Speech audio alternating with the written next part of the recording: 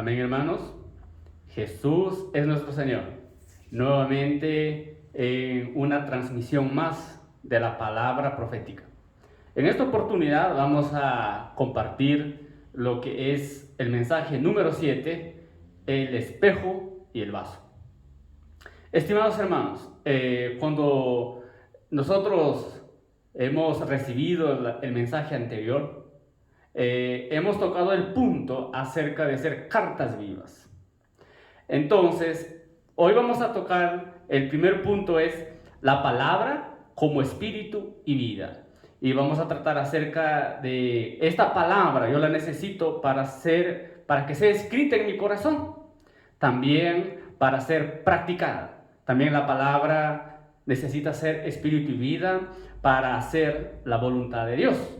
Y otro aspecto que hablaremos es nuestra actitud delante de nuestro Dios. Debe ser ir al Señor, oír al Señor y también practicar las palabras de nuestro Señor.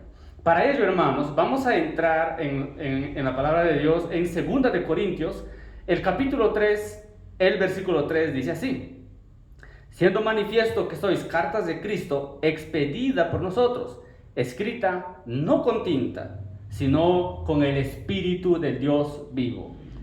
No en tablas de piedra, sino en tablas de carne del corazón. Oh Señor Jesús.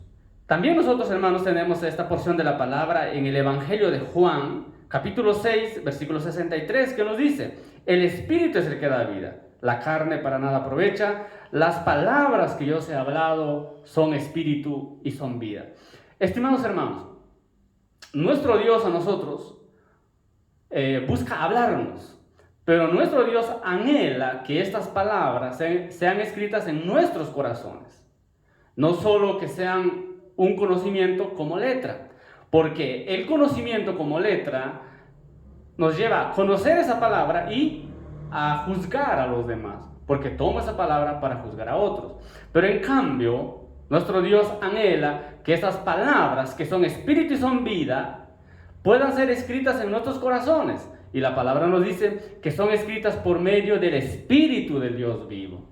Es decir, nuestro Dios es un Dios vivo. Y Él con el Espíritu quiere escribir en nuestro interior para que de esta manera nosotros podamos practicar las palabras de Dios. Hermanos, si las palabras del Señor no son escritas en nuestros corazones, es difícil practicar. Si las palabras de Dios no se escriben en mí, se convierten en reglas. Y muchas veces nosotros anhelamos hacer la voluntad de Dios, practicar la palabra y no lo logramos, porque no fue escrito en mi interior. Es por ello esta necesidad que nosotros podamos abrir nuestro corazón al Señor y dejar que el Espíritu de Dios pueda escribir aquellas palabras. Cuando Él las escribe, hermanos, hay una espontaneidad para practicar la palabra. Y no lo siento una carga, no lo siento una exigencia. Al contrario, siento que es un disfrute, porque esas palabras se escribieron en mi interior con el Espíritu del Dios vivo. Y de esta manera nosotros llegamos a ser las cartas vivas. Hermanos, vamos nuevamente a la palabra. Vamos a Lucas capítulo 6. En Lucas capítulo 6 nos muestra también cómo es la actitud de alguien que va al Señor. ¿Ya? Alguien que va al Señor para poder primeramente oír al Señor, ¿verdad? Se presenta al Señor, oye al Señor y practica la palabra. En Lucas capítulo 6, versículo 46 nos dice esto: ¿por qué me llamáis Señor, Señor, y no hacéis lo que yo digo? Todo aquel que viene a mí y oye mis palabras y las hace, os indicaré a quién es semejante. Semejante es al hombre que al edificar una casa, cavó y ahondó y puso el fundamento sobre la roca. Y cuando vino una inundación, el río dio con ímpetu contra aquella casa, pero no la pudo mover porque estaba fundada sobre la roca. Mas al que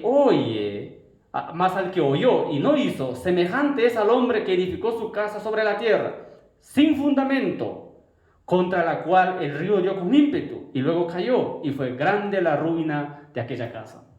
Hermanos, veamos la actitud de aquel que edifica sobre la roca. La palabra dice que aquel que viene al Señor luego oye las palabras y luego la hace. El Señor Jesús comparó a aquella persona como aquel que trabaja para poder cavar y ahondar y dar en la roca. Esto indica, hermanos, nuestra disposición. Hay que laborar en la palabra. Hay que laborar en ir al Señor.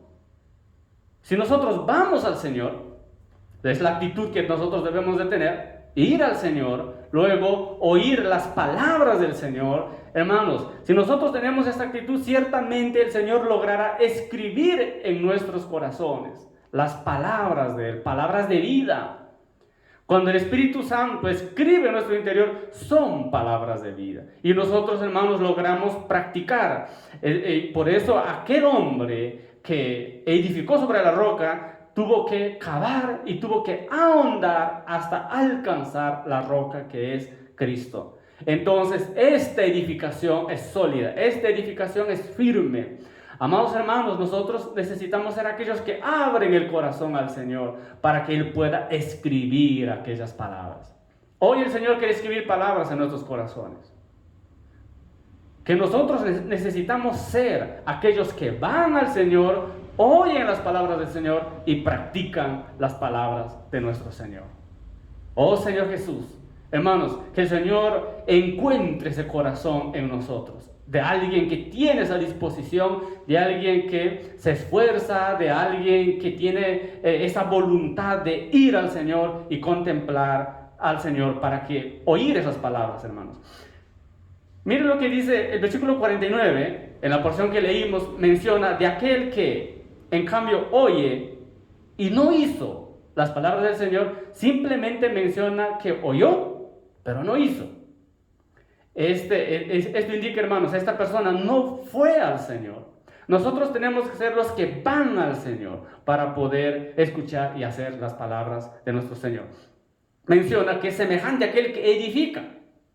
Edifica sobre la tierra, edifica sobre la arena, el cual no tiene un fundamento firme. Amados hermanos, todos los días, siempre en nuestra vida va a haber inundación, va a haber ríos que vienen en contra de la edificación que estamos realizando. Yo pregunto, ¿la edificación que tenemos va a caer o permanecerá firme? Aquel que no pone un fundamento, la palabra dice que esa edificación cayó y fue grande la ruina de aquella casa.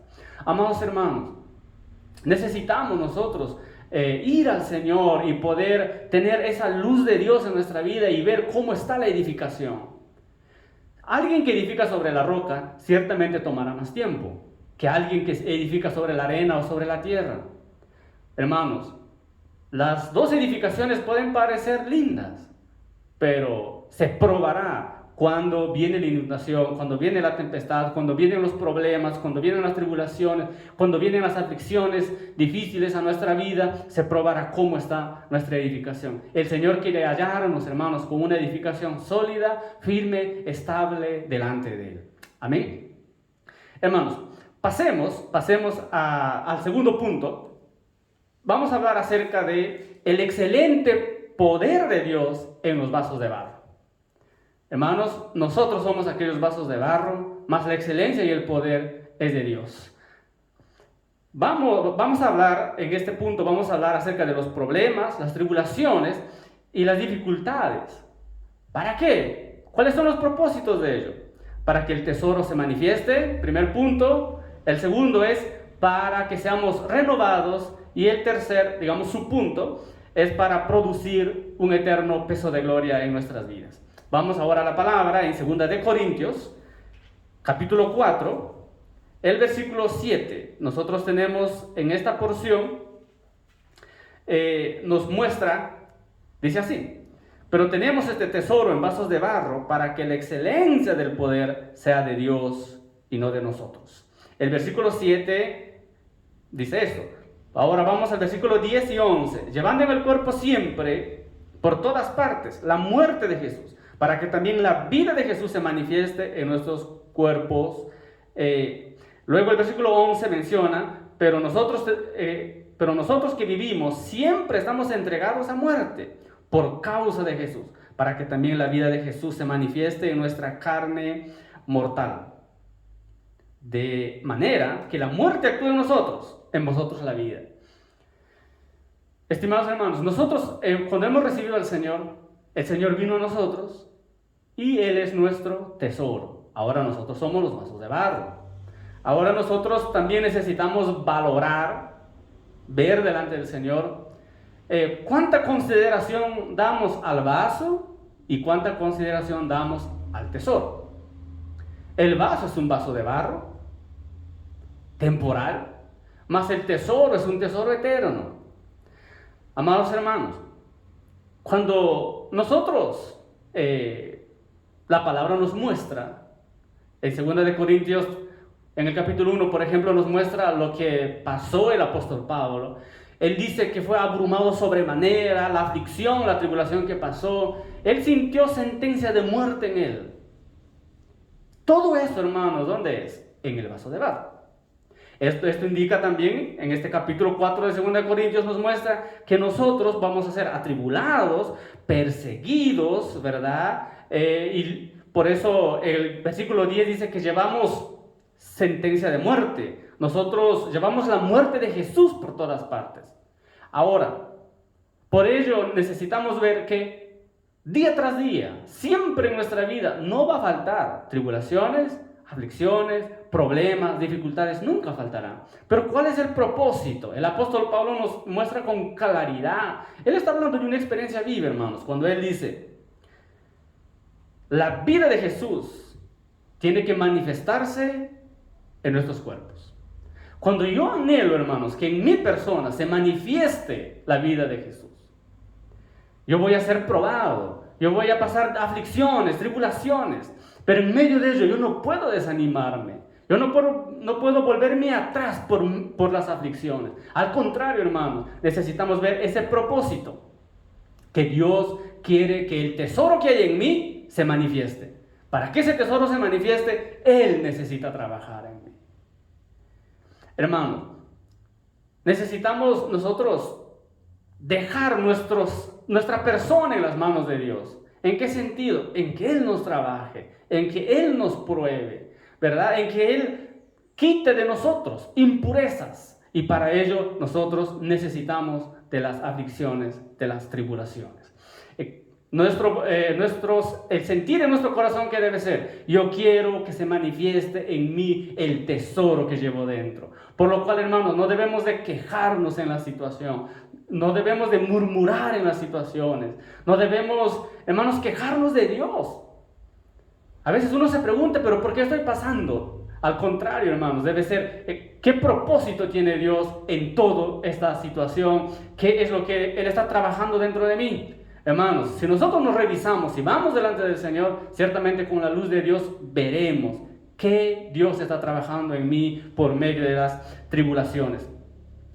Hermanos, cuando en el versículo 12 dice, de manera que la muerte actúa en nosotros y en vosotros la vida. La muerte actúa en nosotros.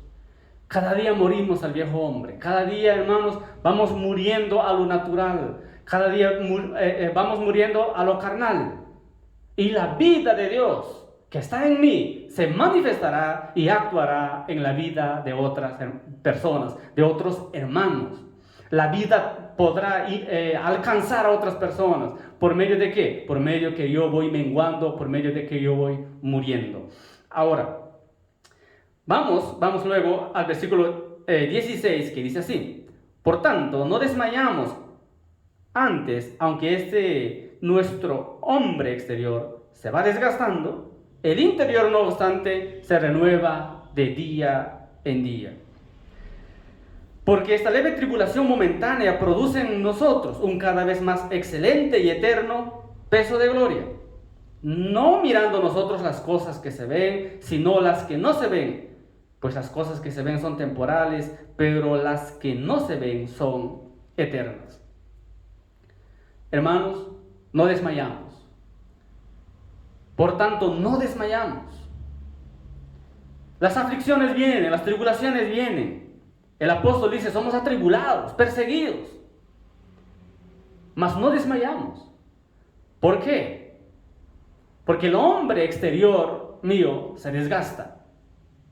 mi hombre natural, la parte de mi alma, la parte natural de mi alma, la parte de mi alma donde está el viejo hombre.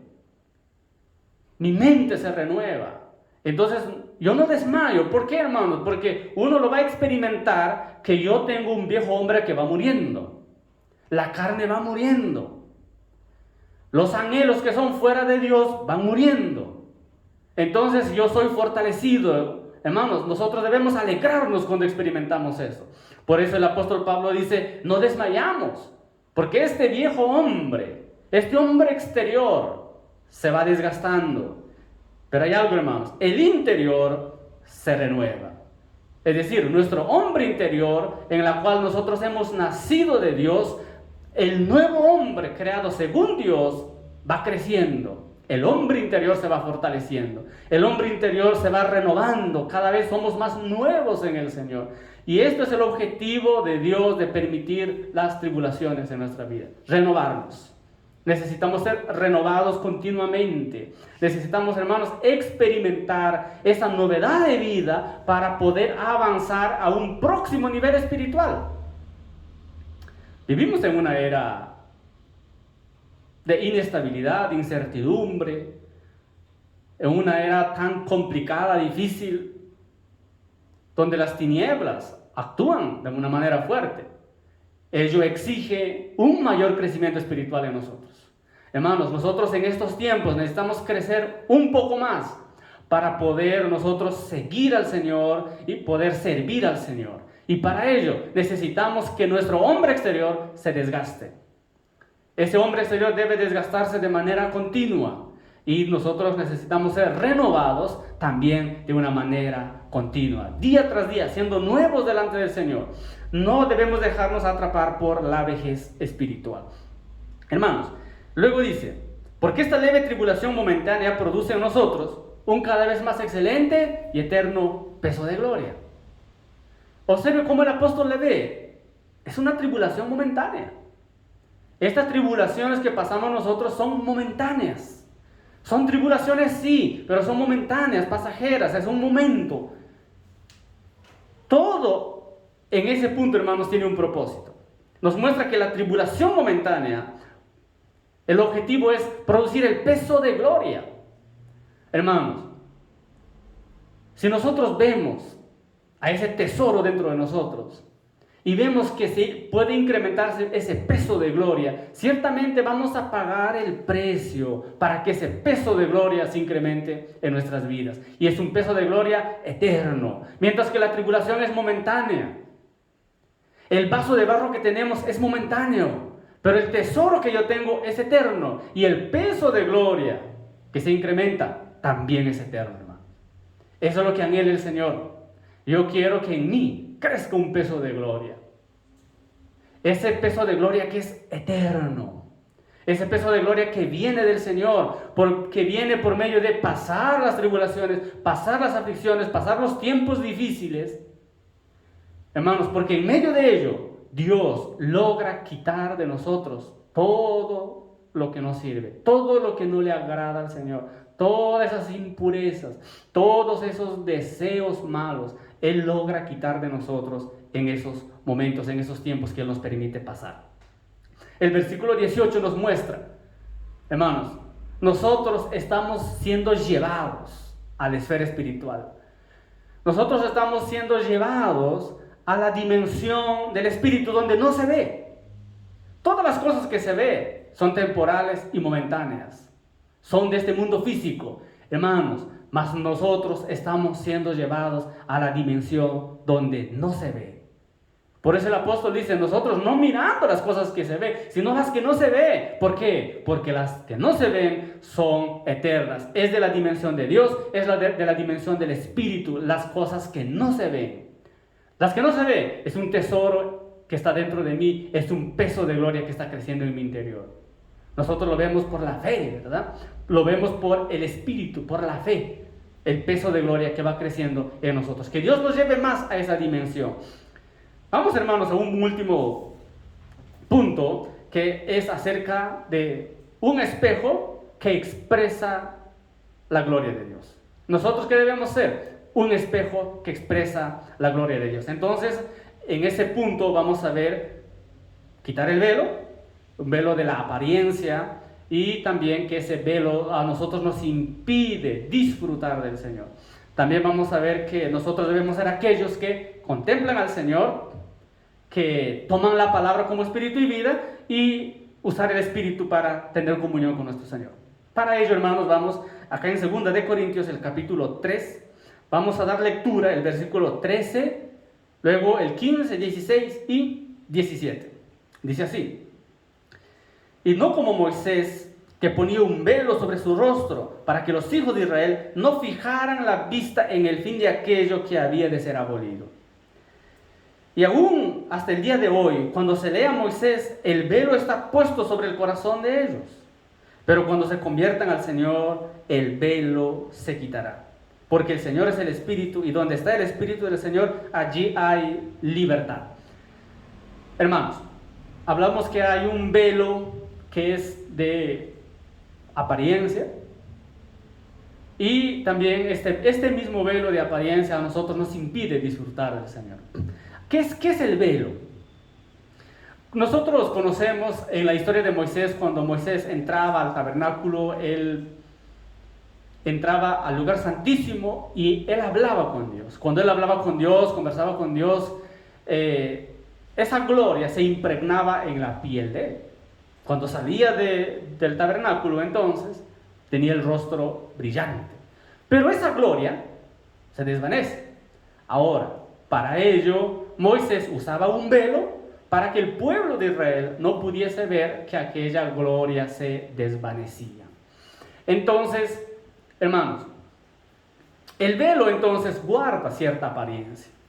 Entonces, ¿qué es un velo que yo me pongo hoy?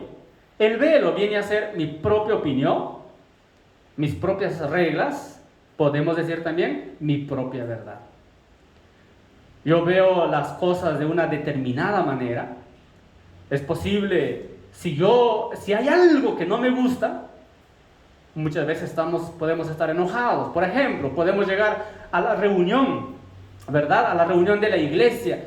Hermanos, ¿y qué sucede? Es posible que yo llegue a la reunión en la iglesia y hay algo que a mí no me gusta, no me agrada, determinadas maneras, como es las reglas del local, tal vez el sonido o cualquier asunto audiovisual, algo no me agrada, o la presencia de alguien no me agrada que determinado hermana o hermano hizo tal o cual cosa, me desagradó. Es decir, afectó mi opinión propia, mi verdad propia, entonces estoy enojado. En toda la reunión, es muy posible que la reunión fue gloriosa, la palabra fue hermosa, las alabanzas fueron muy disfrutables, pero debido a que mi opinión o mi verdad propia fue afectada, yo estoy molesto durante la reunión. No disfruto de la reunión. No logré escuchar el hablar de Dios. Yo no contemplé la faz de Jesús. Esto, hermanos, realmente es algo serio en nuestra vida.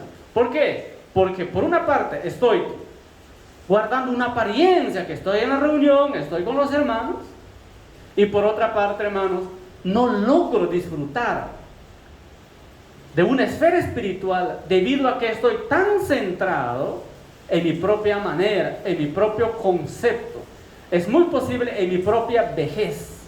Hermanos, nosotros necesitamos salir de esa condición, retirar el velo, ser sinceros delante del Señor.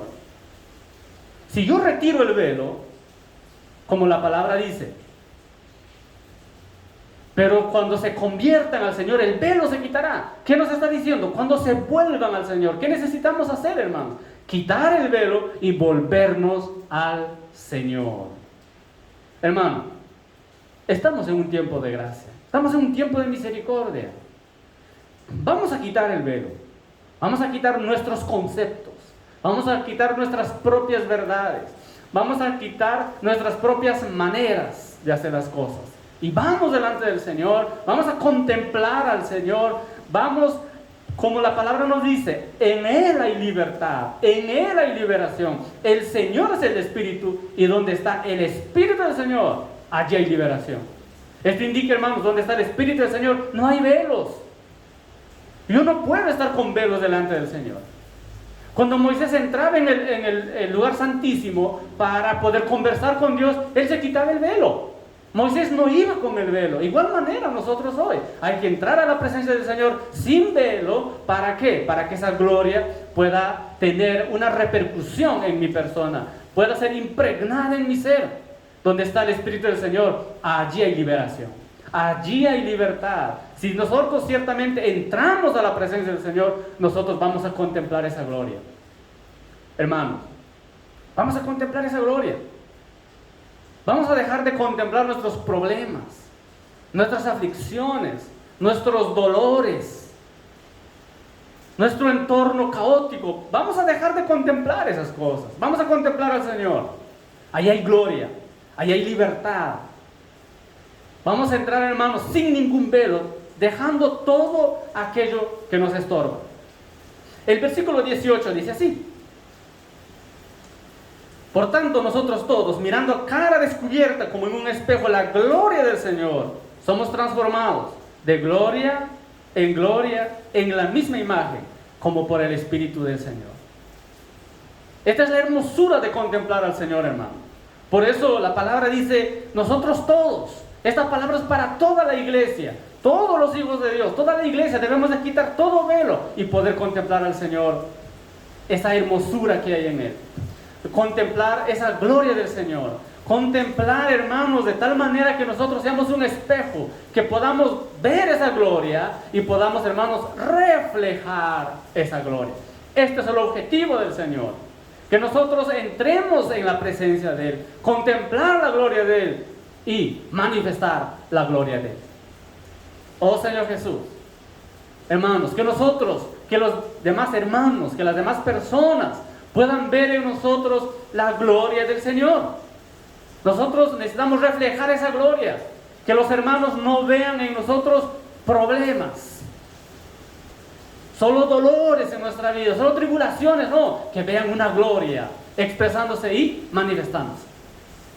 Vamos a dar lectura en el capítulo 4, el versículo 4 y el versículo 6, dice así: en los cuales el Dios de este siglo cegó el entendimiento de los incrédulos, para que no les resplandezca la luz del evangelio de la gloria de Cristo, el cual es la imagen de Dios.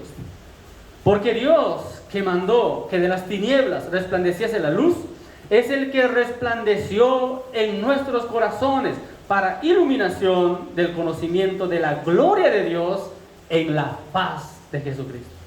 Por una parte, nosotros vemos que Satanás, hermanos, él trabaja de una manera intensa para que nosotros no veamos la gloria de Dios en la faz de Jesucristo.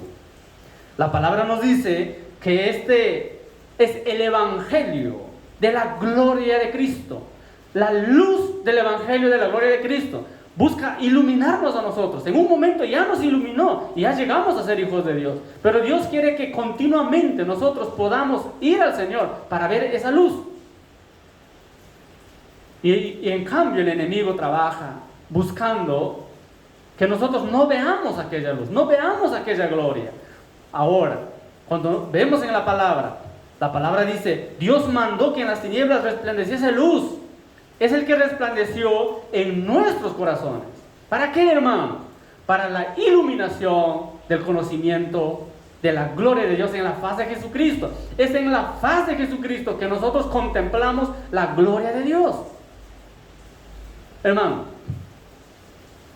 contemplar la gloria de Dios no es en la letra, no es en nuestra opinión, no es en nuestra justificación, no se da en nuestros argumentos, no se da en nuestras propias verdades. Hermanos, contemplar la gloria de Dios es en la faz de Jesucristo. Oh Señor Jesús. Hermanos, vamos a contemplar la faz de Jesucristo. Ahí somos iluminados. Esa luz viene e ilumina nuestra condición, ilumina nuestra persona, cómo estamos delante de Él. Hermanos, necesitamos esa luz de la gloria de Dios en la faz de Jesucristo para nosotros poder iluminar a otros, para que otros vean esa luz. Hermanos, si nosotros continuamente vamos sin velos a la presencia de Dios, vamos y contemplamos la gloria de Dios en la faz de Jesucristo, hermanos, sin duda, un peso de gloria se va a incrementar en nuestras vidas. El objetivo de Dios es que el peso de gloria pueda crecer. Por eso, damos lectura nuevamente a este versículo 17, cuando dice, porque esta leve tribulación momentánea produce en nosotros un cada vez más excelente y eterno peso de gloria. Vamos a la faz de Jesucristo, hermano. Vamos a contemplar esa gloria de Dios. Y en nosotros crecerá un excelente y eterno peso de gloria. Hermanos, hoy en estos tiempos, nuestro Dios ciertamente anhela hijos de Dios que sean una carta viva, que vivan la palabra, que lo tomen como espíritu y vida, que lo contemplen a Él, que lo manifiesten a Él y que un peso de gloria crezca cada vez más en cada uno de nosotros. Amén, hermanos. Hasta acá llego con este mensaje. Que el Señor nos bendiga a todos y que el Señor, hermanos, ciertamente nos ilumine con esa gloria en la faz de Jesucristo y el peso de gloria crezca en todos nosotros. Amén.